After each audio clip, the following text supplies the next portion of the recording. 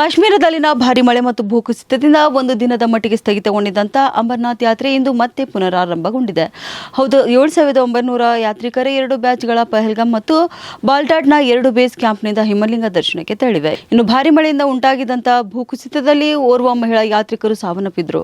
ಹವಾಮಾನ ಇಲಾಖೆ ಮುನ್ನೆಚ್ಚರಿಕೆ ಹಿನ್ನೆಲೆಯಲ್ಲಿ ಗುರುವಾರ ಯಾತ್ರೆಯನ್ನು ಸ್ಥಗಿತಗೊಳಿಸಲಾಗಿತ್ತು. ಇನ್ನು ಇದೀಗ ಬಿಆರ್ಒ ಹಾಗೂ ಸೇನಾ ಸಿಬ್ಬಂದಿ ರಸ್ತೆ ಮಾರ್ಗವನ್ನು ಸಂಚಾರಕ್ಕೆ ಮುಕ್ತಾಯಗೊಳಿಸಿದ್ದು ಮತ್ತೆ ಯಾತ್ರೆ ಆರಂಭಿಸಲಾಗಿದೆ.